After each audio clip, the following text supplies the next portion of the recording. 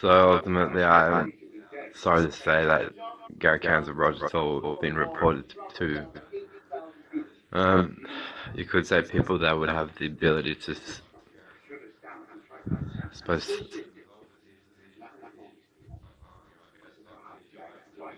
rightfully, like an exposing smear them both.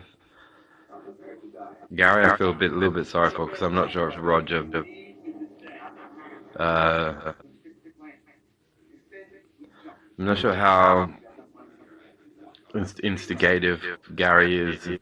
Um, he has not.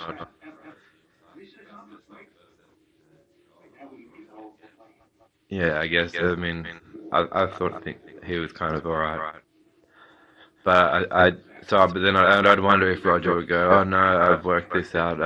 Here's my fucking theory. Soon I'll be selling tampons to the Queen herself. I say this to Luke. Say this to this person. Say this." I think Roger might be the fucking. Here's my latest harebrained scheming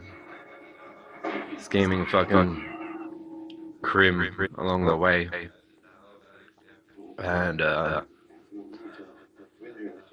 yeah, unfortunately, I've had to have him reported to people within this country and overseas.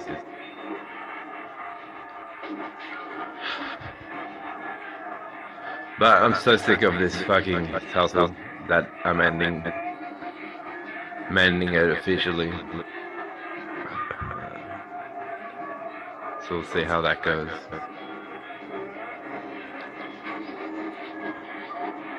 Gary Cairns is not a person to accost you and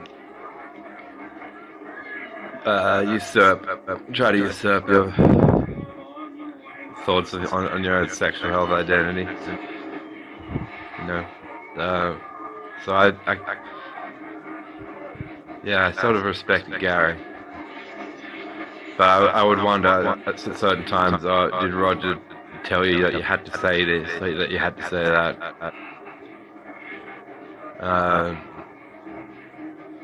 I certainly see Roger as being the bad egg.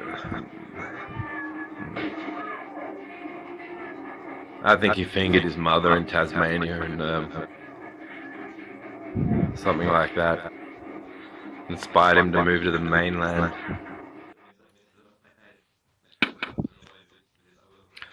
I do think that when it comes to reporting on Roger Thor for some of his crime, like I was saying previously, Gary Cairns is someone who I think tries to listen to what potentially tries to listen to what a person has to say, and Roger Toll's into his study, his form of study, being assertive to the point of aggressive argumentation, that he knows things about you, even if you don't know them yourself. So, in terms of calling him the ringleader, I think there should be a new word for ringleader where there are events involving interference with the sphincter, because the ringleader does really have a very literal connotation there when he's noted to be the ringleader between the two. But yeah, ringleader has been traditionally used in the word has been used in a looser context to mean like the one to round up people. I was the ringleader for the egging of the house of a man who had hit my mother. So I was the ringleader for that, but I didn't touch any of my friend's sphincters. That thought wasn't. It didn't even occur to me. We were thinking about the deployment of the eggs, but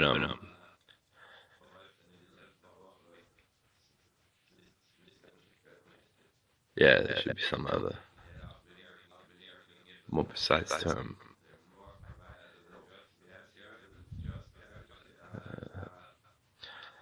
Just trying to spend a bit more time thinking about what would be a more appropriate term.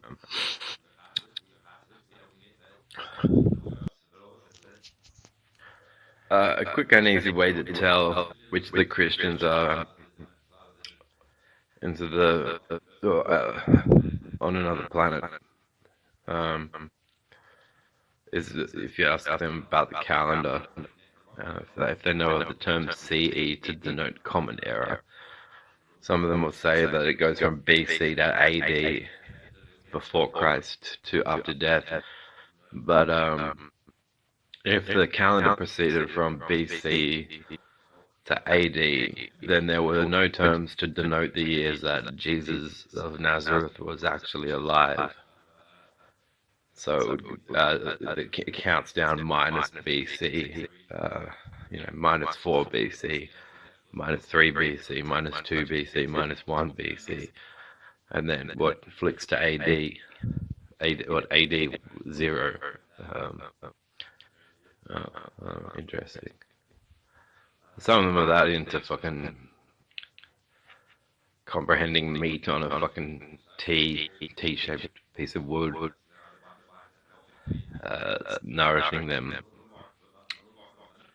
that they fucking don't even realize how on the fringe. Christopher Hitchens will say that the story of Jesus is on the fringe of what we could consider to have been accurate historicism. There's debate about the reliability and veracity. It could be attributed to the writings of a man named Josephus, who is a person that Christians will often cite and say, well, look, there's no book of Josephus in the Bible, so he's a non-biblical source attesting to the Christus of Christ. The passage I like to cite in particular is considered forgery for various reasons. Then I won't get into the discussions about that here, because really what I think pretty much closes the case is recognizing that the Gospel of Mark was the first one to be written, and that 70 to 90% of its content is repeated almost verbatim and elaborated on the Gospels of Luke and Matthew, respectively, I think.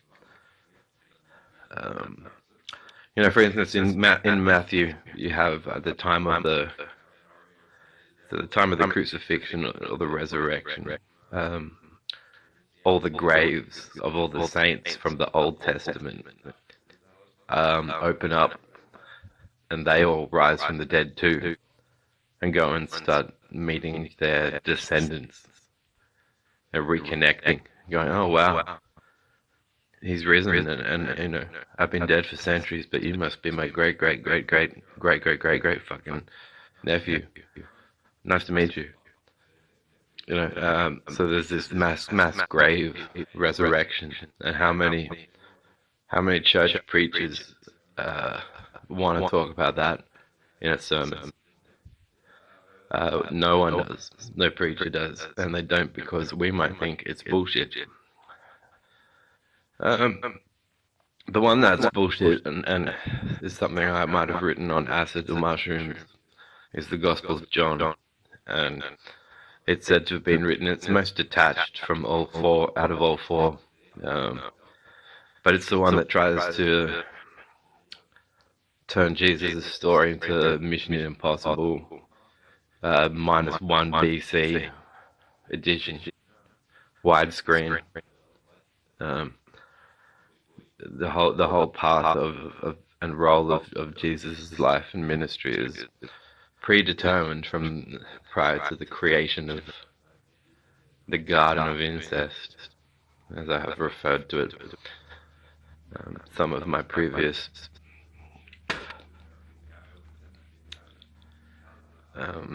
espousings of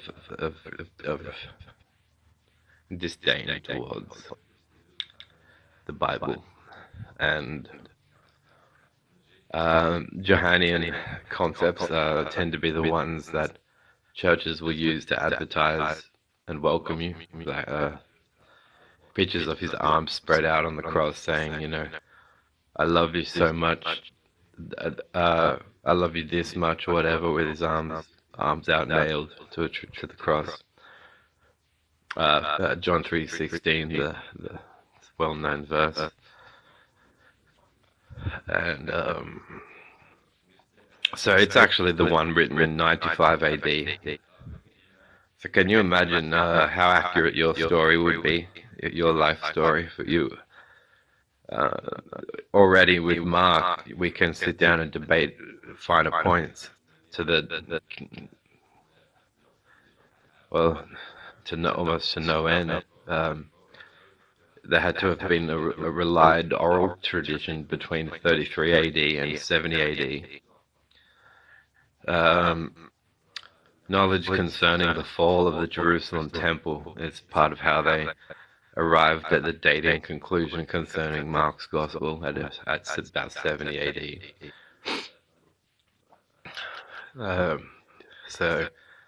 And what you find if you look into paganism is stories of, Dionysus, the god of wine, died and rose 3 days later, could turn water into wine.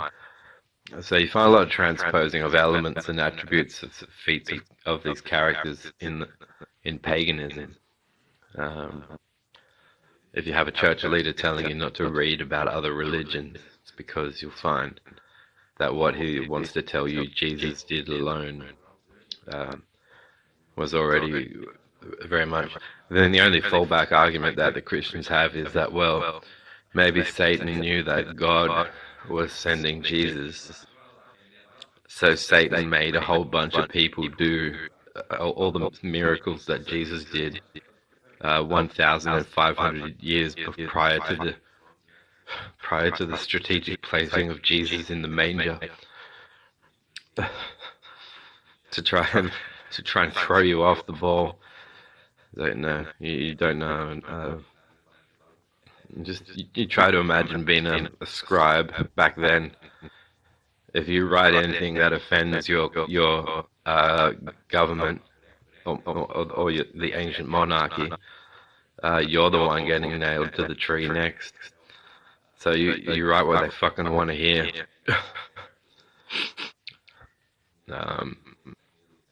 People don't think of that sort of thing at all.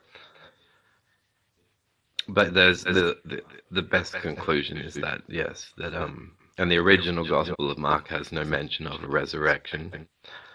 There's no rising from the dead. It just ends with the crucifixion.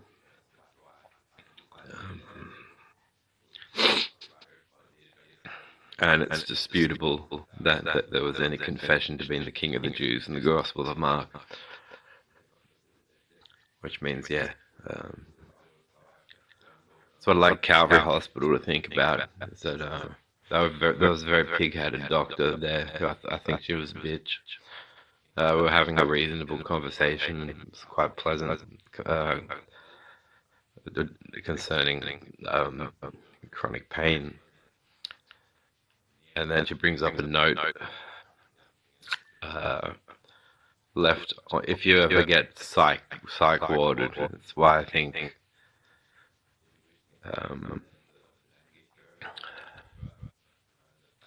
then they add a medical record note. So at Calvary Hospital, it's a real, it's a fucking joke because if there's some note from a psychiatrist in your medical history and you go to see a doctor at Calvary Hospital, they're named after giving thanks for Calvary. So there's a warped idea in the Christian's head. It's probably something thoughts that they enjoy harboring, because if they like celebrating the thoughts of family members fucking their siblings and sons fucking impregnating their mothers in a garden, and the avoidance of apples, don't you dare touch that fucking apple. It's okay to fuck your mum and have a baby with her, but don't eat an apple. Whatever you do. So them with their thick head fucking loving that shit. they don't consider that well, they think this procession to the crucifix was something that Jesus persevered through because of his transmogrifying superpower. So I guess the question I wouldn't mind asking apologists. I love how they name themselves apologists. It's like deep within your psyche, there are things that you work out you really need to apologize for. You just don't know them yet. Nietzsche is one of the boldest philosophers to say, he was given honors at age 25 for his insights.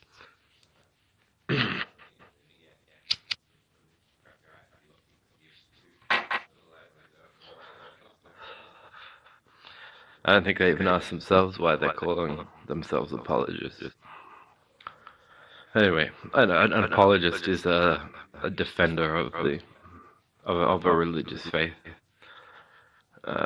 Probably one of the three Abrahamic strings: Christianity, Judaism, or Islam, and a Christian apologist. If you ask them, you show them a David Attenborough documentary.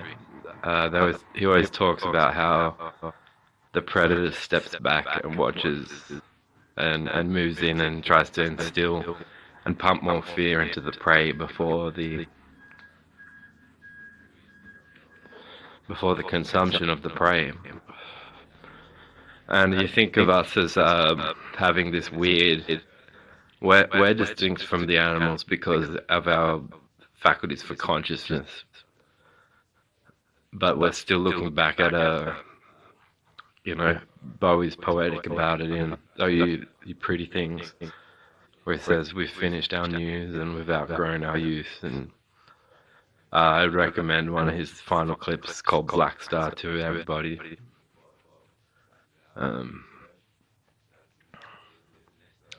I'd often wondered how he would envision Christ, and I think that's alluded to in Black Star. So Jesus, while alive, I like, and this is where I can be friends with many Christians because I have a physiotherapist who pops my spine, and he's Christian. I said to him one day, "Do you think that the living Christ, if he was talking to you now, would you be feeling a ground swelling of guilt and self-loathing?" And he said, "No." So they pump him full of suicide, but they can't tell. Oh, he's how I see it is that someone should have intervened to stop him carrying his cross, helped him. Pretty simple, really.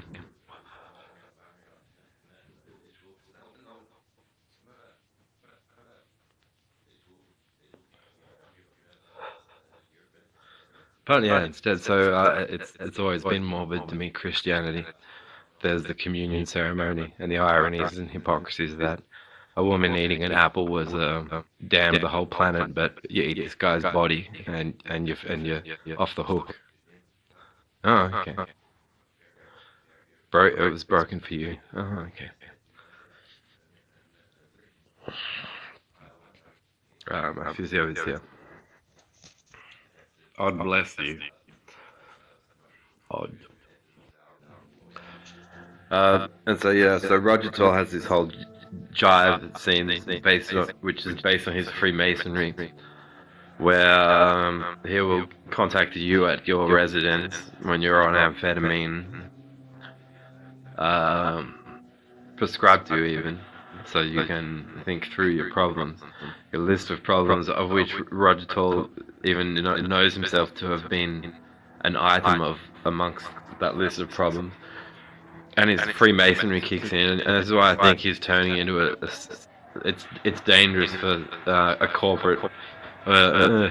Sonny Jim, I've raised 40 pharmacies. It doesn't change the fucking aging process. And he contacts you, going, "Are you laying down a martyr's cause? I'm like, what the fuck are you talking about? Can you go back now to Tasmania, um, and jerk off your nearest blood relation? You fucking idiot, Roger. How stupid do you want to be? After conversations and agreements have been reached, why the fuck are you contacting me at home? The guy's a moron.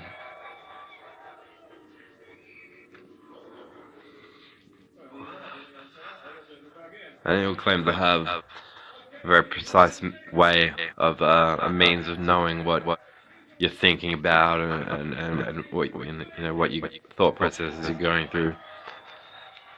But it's actually something that was he's the embodiment of a problem foreseen by Professors Niels Bohr and Albert Einstein during their discussions in the mid-1900s. About, with the advent of quantum mechanics.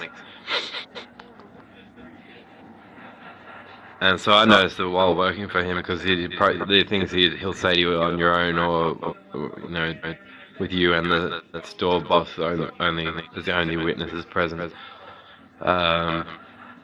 You'll go, oh shit, okay. I think he likes to make you think like he's got you caught you out for something. But it's really the danger that Sam Harris says something similar about Muslims. Muslims that still haven't comprehended Reformation, Enlightenment, and giving them certain technologies and the disasters that'll go on. So the Christian right think that there's a sort of a social order where things just happen. But what they haven't realized is that they've never tried to gut their religion and see if it changes their world. Is that the very same social order that they have a problem with? Most of the problems have been created by the educational constituents of the religion itself. So that's why I'm against Freemasonry. I think they're cowards. And I'm against Christianity. But I have nothing against the person of Jesus of Nazareth. And if you ever want to know, I guess, in a way, it is an illuminating story about what being misrepresented is like. In that respect, there is wisdom, I suppose, to.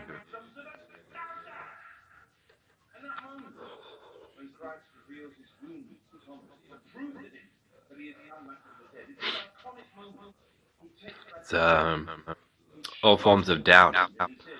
The religious right are out to destroy it, and then because of it, they're open to, oh, what's that person doing?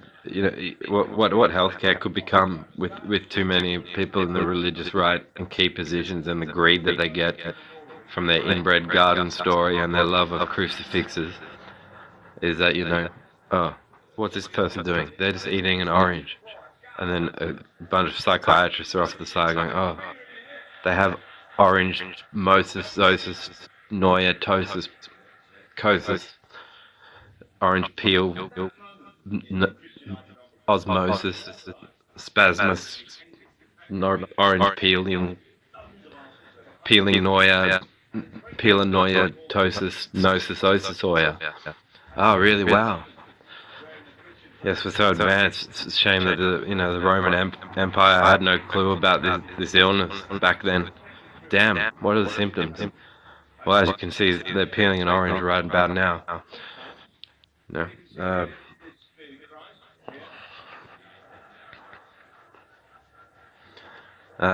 It's always hilarious, and if it weren't so sickening to see people that have positions of power and are trying to make certain assertions, and they're equipped intellectually with a story of inbreeding and a secret gay religion. Gay in the most pejorative possible means you can interpret the word. And that's Roger Toll. I suspect Gary Cass to be a bit like his wingman. But really, if you want to be philosophical, you should know what it means to challenge an axiom. And if you want to be a scientist on top of that, you should definitely know. And if you're active in the world and in society and cyclewarding people and impersonating them on the phone, trying to start shit between them and their associates, and oh, well, they'll get this one on. Then the psychiatrist is there to try to convert you. Will you agree to take this medication for the rest of your life? And you know the rebate value, and you know you were told all about this whole shit. Fucking dance in the gay fucking job. Basically, that's all I had to say really to Gary and Roger was that you won't make me religious. Pharmacists have said that to him. I wasn't grandstanding a pharmacist. If anyone is blurring the difference between religious beliefs and professionalism, it is Gary Cairns and Roger Toll. I truly can't and could not throughout my career because I've never had a religion the entire time, and I don't to today. But I wasn't really contesting religions either because you're taking orders from a boss, you know. Boss says serve a customer, you serve a customer. If the boss said, sacrifice a goat for me, I'd say, fuck it first, Gary. You know, I don't have, I will not do any religious work. I had told them at the start.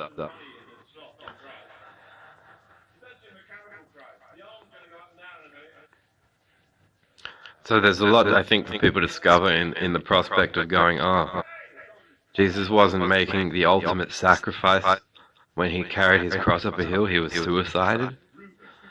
Consider that, and then see if you have more empathy for your society.